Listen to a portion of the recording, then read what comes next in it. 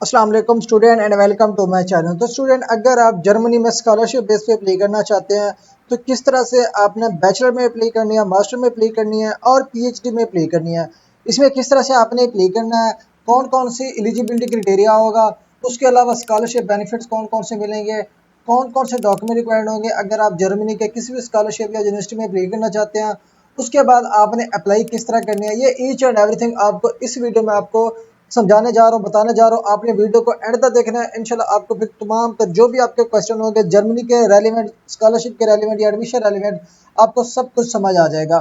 तो स्टूडेंट, अगर आप इसमें अप्लाई करना चाहते हैं, फर्स्ट ऑफ ऑल अगर हम स्कॉलरशिप बेनिफिट्स की बात करें जो कि जर्मनी आपको प्रोवाइड करता है, इसमें जो है ना आपको ट्यूशन फी बिल्कुल फ्री होती है। अगर आप पब्लिक यूनिवर्सिटी में अप्लाई करेंगे ना, पब्लिक यूनिवर्सिटी में इसकी फीसें बिल्कुल फ्री होती है, कोई भी एप्लीकेशन या ट्यूशन फी आपको पे करने की जरूरत नहीं होती। उसके अलावा आपको monthly stipend up to 1200 euro आपको प्रोवाइड किया जाता है। फ्लेक्सिबल हो सकते हैं, थोड़े से कम हो सकते हैं, लेकिन ज़्यादा नहीं हो सकते। उसके अलावा आपको फ्री हेल्थ इंश्योरेंस भी प्रोवाइड की जाएगी। उसके साथ साथ जो तो और जो इसमें बेनिफिट्स आपके इंक्लूड हैं, उसमें आपको पार्ट टाइम जॉब अपॉर्चुनिटी भी प्रोवाइड की जाती है जर्मनी में।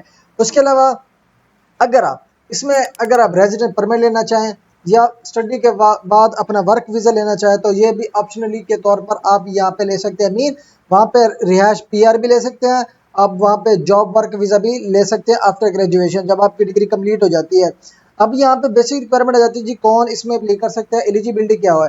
इसमें तमाम इंटरनेशनल किसी भी कंट्री से आप बिलोंग करते हैं, इस स्कॉलरशिप की अपॉर्चुनिटी का अवेल कर सकते हैं, आप अप्लाई कर सकते हैं। इसके अलावा आपके पास अगर स्ट्रॉन्ग एकेडमिक परफॉर्मेंस है, मीन कि आपकी सीजीपी अच्छी है, मार्क्स परसेंटेज अच्छी है, तो आपके लिए बेस्ट अपॉर्चुनिटी है जर्मनी में।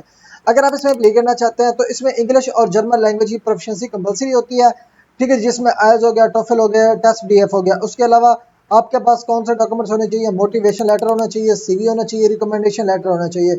लेकिन अगर आप इसमें अप्लाई करना चाहते हैं, कुछ ऐसी भी यूनिवर्सिटीज होंगी जहाँ पे एमओआई यूज कर सकते हैं, जिसका हम इंग्लिश प्रोफिशिएंसी लैंग्वेज सर्टिफिकेट कहते हैं, जो आप अपने लोकल या लास्ट ग्रेजुएटेड स्कूल, कॉलेज या यूनिवर्सिटी से आप बनवा के यहाँ पे अपलोड करते हैं, उसी की बेस पर आप अप्लाई कर सकते हैं। मीन में कुछ ऐसी भी यूनिवर्सिटीज होंगी जिसमें आइलेट्स, टोफल या कोई भी इंग्लिश प्रोफिशिएंसी रिक्वायरमेंट नहीं होगी। वो स्टूडेंट जो पीएचडी डिग्री प्रोग्राम के लिए अप्लाई करेंगे उनके लिए रिसर्च प्रपोजल कंपलसरी होता है, मैंडेटरी होता है, तो उनको ये डॉक्यूमेंट्स कम्प्लीटली प्रोवाइड करानी पड़ेगी। उसके बाद ये आ जाते हैं जी डॉक्यूमेंट्स। अगर आप जर्मन स्कॉलरशिप में अप्लाई करना चाहते हैं, जो मेन डॉक्यूमेंट्स रिक्वायरमेंट होती है वो कौन कौन सी है। आपके मैट्रिक और एफएससी सर्टिफिकेट्स होने चाहिए, अटेस्टेड होने चाहिए। उसके बाद आपकी बैचलर डिग्री होनी चाहिए अगर आप मास्टर के लिए अप्लाई करना चाहते हैं, और मास्टर की डिग्री होनी चाहिए अगर आप पीएचडी में अप्लाई करना चाहते हैं। और उसके अलावा अगर आप कि कोई भी स्टूडेंट जिनके डॉक्यूमेंट्स इंग्लिश में कन्वर्टेड नहीं है, इंग्लिश में ट्रांसलेटेड नहीं है, तो उनको तमाम तो डॉक्यूमेंट्स आपको जो है ना इंग्लिश में ट्रांसलेट कराने पड़ेंगे या जर्मन में ट्रांसलेट कराने पड़ते हैं। उसके अलावा जो इंग्लिश प्रोफिशिएंसी प्रूफ है, यहाँ पे आयल्स भी यूज़ हो जाता है, टोफल भी यूज़ हो जाता है, जिसका मिनिमम जो बैंड होता है वो डिपेंड करता है सिलेक्टेड प्रोग्राम पे। मिनिमम वैसे 6.5 भी चलता है या 6.5 से प्लस ही चलता है। उसके अलावा अगर आपने जर्मन लैंग्वेज सर्टिफिकेट में अप्लाई करना है तो उसमें जो है ना एफ एप्लीकेबल, कंपलसरी नहीं है, मैंडेटरी नहीं है, ये आप ऐसा समझ लें, ये ऑप्शनल है। उसके अलावा कुछ जर्मनी की यूनिवर्सिटीज ऐसी हैं जिसमें आप MOI, medium of instruction certificate use कर सकते हैं, जिसको आप इंग्लिश प्रोफिशिएंसी लैंग्वेज सर्टिफिकेट कहते हैं। उसके अलावा आपके पास पासपोर्ट होना चाहिए, वैलिड पासपोर्ट होना चाहिए जिसकी एक्सपायरी डेट अभी ना हुई हो, मिनिमम उसकी वैलिडिटी 1 साल बच रही हो। उसके अलावा आपके पास वाइट बैकग्राउंड में पासपोर्ट साइज पिक्चर होनी चाहिए। जब आपका वीज़ा प्रोसेस होता है तब की बायोमेट्रिक के लिए आपको ये पिक्चर लाजमी प्रोवाइड करनी पड़ती है। उसके बाद यूरोप पास सीवी में आप यूरोप पास फॉर्मेट में आपको सीवी यहाँ पे अपलोड करनी पड़ेगी। इन केस अगर आपको स्टूडेंट नहीं पता कि यूरोप पास सीवी कहाँ पे बनानी है, किस तरह बनती है, अब यहाँ पे क्या करना है, आपको यहाँ पे लिंक गिवन है, इस लिंक पे क्लिक करेंगे तो यूरोप पास की जो है ना यहाँ पे वेबसाइट ओपन हो जाएगी, जहाँ पे जाके आपने अपनी सीवी क्रिएट करनी है। किस तरह क्रिएट करेंगे, यहाँ पे आपने जो है ना लैंग्वेज सेलेक्ट कर लेनी है जी, इंग्लिश। यहाँ पे आपने राइट क्लिक करें, इधर ट्रांसलेट पे क्लिक करेंगे, इधर आपने इंग्लिश पे क्लिक करना है, तो ये पेज जो है इंग्लिश में ट्रांसलेट हो जाएगा। उसके बाद यहाँ पे आपने लैंग्वेज जो है ना सिलेक्ट कर लेनी है इंग्लिश, ये इंग्लिश लिखी हुई है, इंग्लिश पे क्लिक करेंगे। उसके बाद आपने क्या करना है, अगेन आपने ट्रांसलेट कर लेना है इंग्लिश में। इंग्लिश में ट्रांसलेट करने के बाद लॉग इन टू यूरोपास पे क्लिक करेंगे, तो यहाँ पे आपको अपना फर्स्ट टाइम अकाउंट क्रिएट करना पड़ेगा। अकाउंट क्रिएट करने के बाद आप अपनी सीवी जो है ना प्रोसीड करेंगे। इसमें सीवी बनाने का यह फायदा होता है, आपकी ये सीवी परमानेंट आपके हैंड में होती है। मीन कि जब अपनी कोई डॉक्यूमेंटेशन अपडेट करना चाहें, कोई ऐड करना चाहें, एक्सपीरियंस जनरल कोई भी है, आपके पास यूजर नेम होता है, आपके पास पासवर्ड होता है, एनी टाइम आप लॉग इन करके डाउनलोड करना चाहें, उसमें अपडेट करना चाहें या कुछ चीज़ें ऐड करना चाहें, आप एनी टाइम इधर आप ऐड या रिमूव कर सकते हैं। अब यहाँ पे अकाउंट क्रिएट करके लॉगिन करें, लॉगिन करने के बाद अपनी सीवी कंप्लीट करें, ठीक है जी। उसके बाद हम फिर जो बेसिक रिक्वायरमेंट है वो होती है स्टेटमेंट ऑफ पर्पस या मोटिवेशन लेटर। उसमें आपको क्या चीज़ें एक्सप्लेन करनी पड़ती है। मैक्सिमम स्टूडेंट जो है ना पूछते हैं जी मोटिवेशन लेटर में हमने क्या लिखना है। अब यहाँ पे देखिए जी, आपने अपना एकेडमिक बैकग्राउंड यहाँ पे मेंशन करना होता है, आपके कैरियर गोल्स क्या है वो आपने मेंशन करने होते हैं। उसके अलावा आप जर्मनी में क्यों पढ़ना चाहते हैं, आपने जर्मनी ही को क्यों सिलेक्ट किया, आपको ये एक्सप्लेन करना पड़ता है, ठीक है जी। उसके बाद क्या करना है, थोड़ा सा नीचे स्क्रॉल करने के बाद वो भी मैं आपको यहाँ पे थोड़ी सी डिटेल दे देता हूँ जी कौन कौन सी है। उसके बाद आपने यूनिवर्सिटी और स्कॉलरशिप, जो यूनिवर्सिटी आपने सेलेक्ट की है या स्कॉलरशिप सेलेक्ट किया, आपने उसी ही को कोई टारगेट किया, ये आपने एक्सप्लेन करना होता है। उसके बाद आपके पास मिनिमम 2 लेटर रिकमेंडेशन चाहिए होते हैं। ये लेटर रिकमेंडेशन जो है ना ऑफिशियल लेटर हेड पे हो। कुछ स्टूडेंट होते हैं सिंपल पेज में लेटर रिकमेंडेशन बनवा के अपलोड कर देते हैं, लेकिन जो भी आपके यूनिवर्सिटी या कॉलेज के प्रोफेसर थे, उस यूनिवर्सिटी के लेटर हेड पे ही आपने अपना जो रिकमेंडेशन लेटर होता है बनवाना होता है, ताकि वो ऑफिशियल लगे।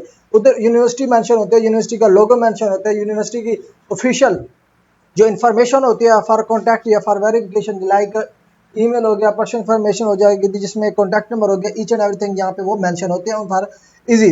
उसके बाद अगर पीएचडी में करना चाहते हैं तो आपका प्रोफेशनल या इंडस्ट्री रेफरेंस भी अगर आप प्रोवाइड करना चाहते हैं तो आप प्रोवाइड कर सकते हैं फॉर पीएचडी स्टूडेंट के लिए। उसके बाद स्टूडेंट आ जाता है जी रिसर्च प्रपोजल। जो स्टूडेंट पीएचडी के लिए पे करेगा उसको जो है ना रिसर्च प्रपोजल यहाँ पे प्रोवाइड करना पड़ता है, जो कि मैंडेटरी होता है। उसको जो है ना एक जो रिसर्च टॉपिक होता है वो क्लियरली यहाँ पे सिलेक्ट करना होता है।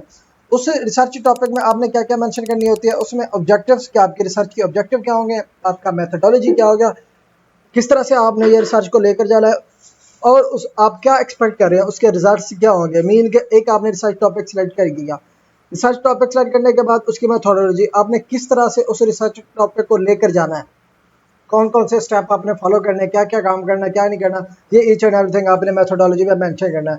जब आपकी मेथोडोलॉजी कंप्लीट हो जाएगी, आपने उस दर से जब आप एक रिसर्च कंपाइल कर लेते हैं उसके बाद आपके उसके रिजल्ट्स क्या निकले हैं, ठीक है जी, जिसको आप रिजल्ट डिस्कशन भी कहते हैं। तो वो डिस्कशन आपने ऐड नहीं करनी, जस्ट रिजल्ट आउटकम आपने यहाँ पे बताने होंगे, आपने वहाँ पे वो मेंशन करने हैं। उसके बाद एप्लीकेशन फी डिपेंड करती है कि आपने कौन सी यूनिवर्सिटी सेलेक्ट की है या कौन सा स्कॉलरशिप सेलेक्ट किया।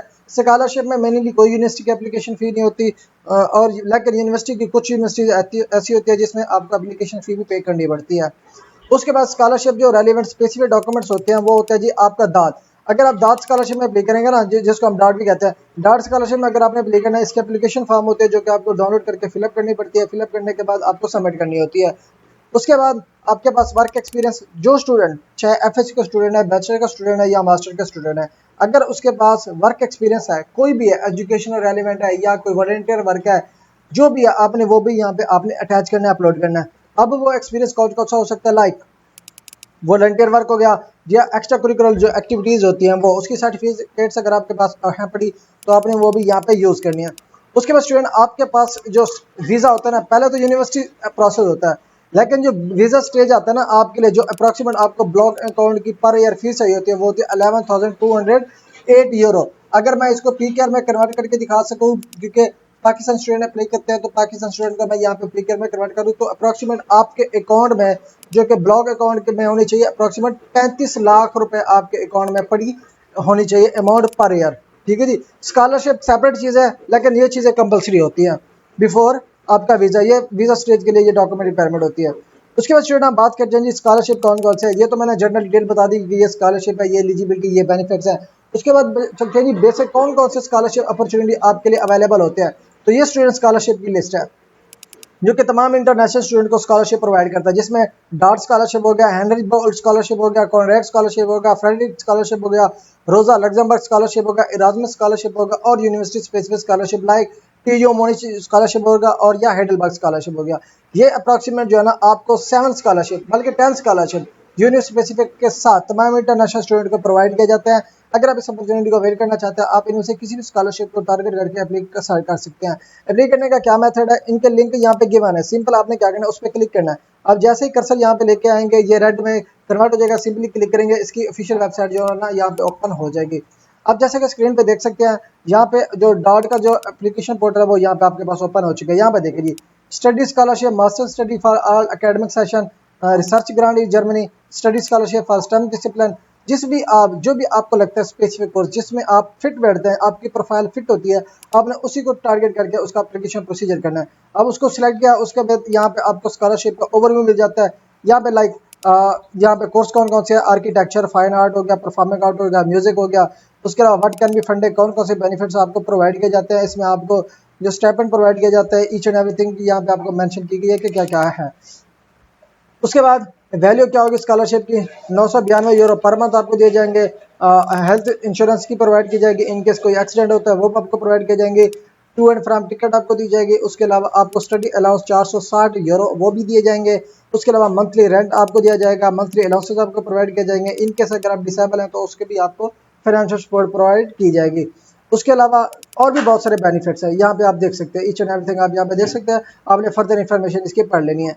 एकेडमिक क्वालिफिकेशन कौन सी होनी चाहिए, जिसमें आपकी सिलेक्शन डिपेंड करती है, वो academic achievements, scholarship, university certificate, course of studies, knowledge आपका क्या है, और इसके रेलिवेंट इंटर्नशिप या वर्क एक्सपीरियंस क्या है। ये तमाम तर चीज़ें जो है ना बेसिक होती हैं, जो कि आपकी सिलेक्शन पे डिपेंडेंट करती है। तो ये हो गया स्टूडेंट फर्स्ट डार्ट स्कॉलरशिप। अगर आप इस पर अप्लाई करना चाहते हैं, अप्लाई करने का मेथड क्या है, एप्लीकेशन रिक्वायरमेंट पे क्लिक करेंगे तो रिक्वायरमेंट ओपन हो जाएगी। अब यहाँ पे एप्लीकेशन प्रोसीजर पे क्लिक करेंगे तो यहाँ पे प्रोसीजर सेलेक्ट हो गया। यहाँ पे अपना अपना कंट्री मेंशन करना है। ये फॉर एग्जांपल स्टूडेंट पाकिस्तान है, या जिस भी कंट्री से हमने बिलोंग करना है वो यहाँ से आपने सेलेक्ट करना है।